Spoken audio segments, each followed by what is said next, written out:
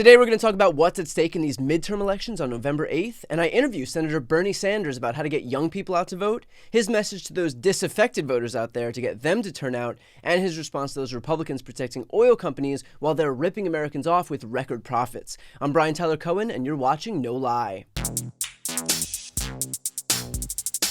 Okay, well, this is it. We are one day away from midterm elections, or if you're watching this on Tuesday or later, they've already come. And so I want to be as simple as I can here and lay out the two scenarios that are in front of us. What happens if Republicans take control of Congress and governorships and state legislatures, and what will happen if Democrats take control or retain control. If Republicans take control, they will pass legislation banning abortion nationwide. They'll pretend that it'll be left up to the states. That is bullshit. Lindsey Graham already introduced a nationwide abortion ban, and he did it a few weeks before an election when even voters in Kansas rejected an anti-choice constitutional amendment. If they're willing to introduce that woefully unpopular legislation before the election, just imagine what they're going to do when they don't have to face the voters. And I know a lot of my viewers are in blue states. If there is a nationwide ban, even laws in California and New York won't help. Which leads to the inevitable response that we just have Joe Biden who will veto that legislation. And you're right, we do have President Biden for now who will veto a nationwide abortion ban. But two places that won't help are A, in the states where Republican governors and Republican legislatures can and will ban abortion, and B, if a Republican Congress is in place, they could refuse to certify any Democratic win in 2024. And so while we have Joe Biden now, if Republicans pull the same shit that they pulled in 2020 and they control Congress this time, we could be stuck with an unelected Republican, Trump even, in 2024, who would sign into law a nationwide abortion ban. So this election is where they'll lay the groundwork for that. This election is where they'll set the stage to fix what didn't go their way in 2020. So, if you plan on voting in the general, or you know someone who does plan on voting in the general but aren't really interested in voting in midterms, just know that voting now is what will make your vote count in that election. If Republicans take control, they will look to eliminate Medicare, Medicaid, and Social Security. A handful of Republicans have been threatening it for years. Now they're coming out and saying it. Rick Scott, the guy in charge of retaking the Senate for the Republicans, proposed sunsetting all federal legislation after 5 years. And if it's worth reauthorizing, Congress will just purportedly pass it again. Ron Johnson went a step further than that, claiming that everything goes away after 1 year. This is the pretext to eliminate Medicare, Medicaid, and Social Security, programs that you've spent your entire lives paying into, since your very first paycheck. They'll try to frame it like they always do as some socialist giveaway. It is not. It's your money. You worked for it. You are entitled to it. They want it gone, and they'll make sure that it doesn't last if they take power. If Republicans take control, we'll lose funding for climate, instead see subsidies dumped into fossil fuels and dirty energy. We'll lose the fight against climate change. I'm trying to figure out a way to say that the future of the planet rests on what happens here without sounding hysterical, but there's no way to say it without sounding hysterical. So at this point, I think we just say it. If you want a habitable planet for you or your kids or your grandkids, this matters. Let's say you're not swayed by the environmental argument. It's too amorphous for you, right? Okay, from a jobs perspective, just take a look at what investing in clean energy has led to in just the last few months since the Inflation Reduction Act and the CHIPS Act have passed. Toyota is investing $2.5 billion in manufacturing EV batteries. First Solar is investing $1.2 billion in solar panels. Sparks is building an electric battery factory. Corning's investing $42.5 billion in fiber optic cables. LG and Honda are investing $4.5 billion in EV batteries. Micron's investing $40 billion in chips. Qualcomm, $4.5 billion in chips. Intel, $100 billion in chips. That is hundreds of thousands, if not millions of jobs right there. That's the future.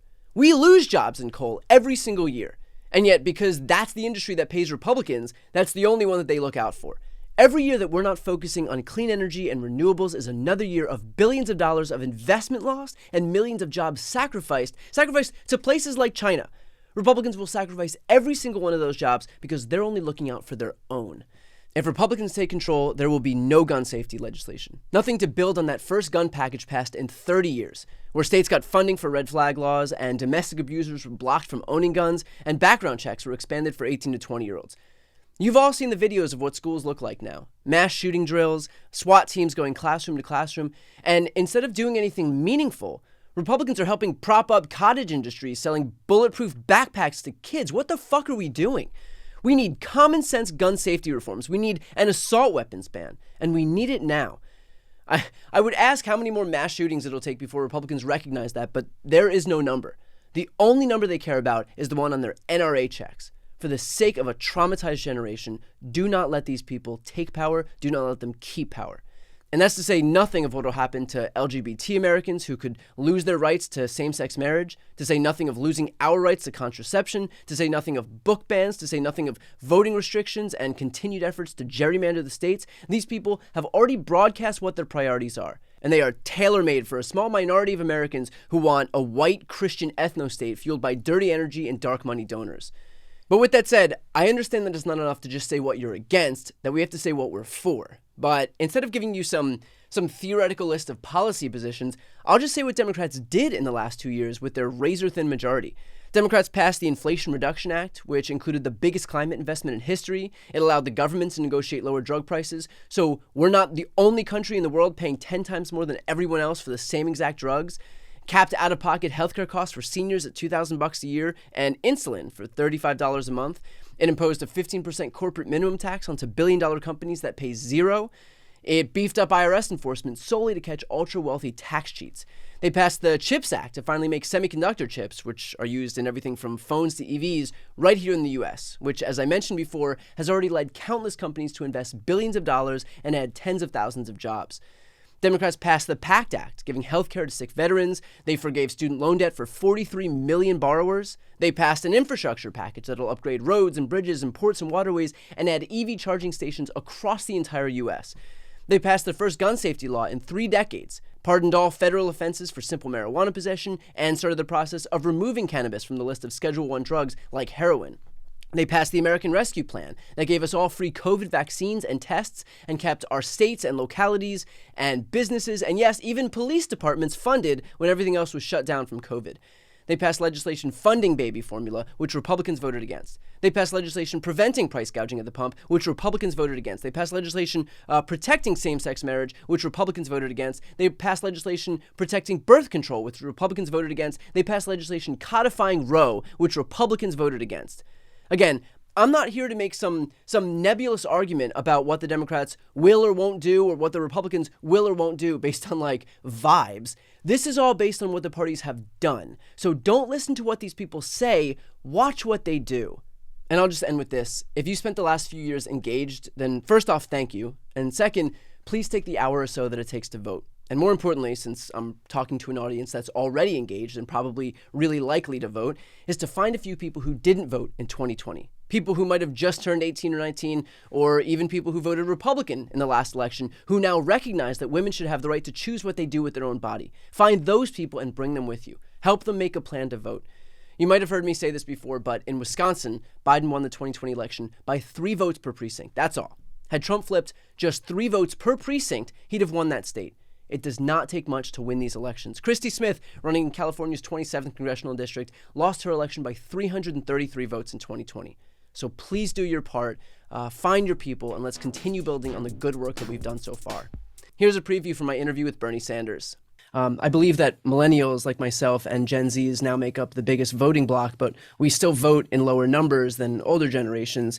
Right. What's your message to young people who feel like, the what we always hear, which is that the government isn't working for them? Well, first of all, your point about lower turnouts among young people is sadly true.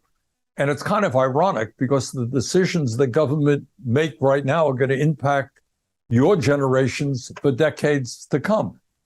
And furthermore, what bothers me a lot is that the younger generation, people under 40, 45, are the most progressive generations that we have ever seen in the history of this country. These are generations that are anti-racism, they're anti-sexism, anti-homophobia. And these are folks out there that in many ways are experiencing a lower standard of living than their parents. The economy is not working for them. They have huge student debts. They can't afford housing. The wages they earn are not particularly good. So politics should be of enormous importance to those generations. And we've got to make sure that they understand what the stakes are. So my hope is that if you are concerned, as young people are, about the existential threat of climate change, this is not some abstract idea. What kind of planet are your kids and grandchildren going to have? you should be concerned about it, and young people are. Whether you're concerned about gay rights or women's rights, you should be concerned about it, and the younger generation is. And whether we have an economy that works for all or just a few should be of concern to everybody. So I really do hope that, I know that a midterm election is not as sexy as a presidential election, right? Presidential election, all the media is talking about this guy and that guy. You have debates and all that stuff. But trust me, who controls the U.S. Senate and the U.S. House is of enormous consequence. Please vote. Now, there are progressives out there who supported you and who do feel like the Democrats didn't go far enough this cycle. I have friends myself who kind of lost confidence in politics when you didn't win, or as big oil continued to retain its power, or as big banks continued to consolidate, and on and on. I'm certain that's something that you've heard about, especially since you've been out on this tour yourself. How do you keep those people in the fold? Like, how do you bring back the disaffected folks who you've always had a unique ability to communicate with? Hey, guess what? I am disaffected, and I'm a United States Senator. I'm chairman of the Budget Committee. I am disaffected. You're unhappy with how the Democrats function. I'm more unhappy with how the Democrats function. But in the real world, you got to take a look at where we are at this moment. And that is, clearly we need major reforms in the Democratic Party. That's what I've been fighting for years. We need a party that represents working people, that believes in economic justice, social justice, racial justice, that does not take huge amounts of money from corporate PACs. All right? That's what we need. Are we there today? No, we are not. Have we made progress in recent years? Yes, we have. And let me just say this. If you're kind of demoralized out there, understand there will be more strong progressives in the U.S. House of Representatives this coming January than there's ever been in the modern history of this country. That's real. And you made it happen. But, politics and life just is, this is not a question of instant gratification here. There were people, whether it was Martin Luther King Jr. or others, who struggled for decades for racial justice, women who died in the suffragettes movement fighting for a women's right to vote. Real change does not happen overnight. We have to continue to struggle. But I do want all of those people to say, well, Democrats are not good enough. And that's true. That's true. I want you to look at the alternatives. Do you really want a political party in power that is trying to undermine American democracy, that is maintaining this big lie that Trump won the election? Do you know what that means? Democracy is at stake. Get involved. Do you really want a party out there that does not believe that women should be able to control their own bodies? I don't think you do.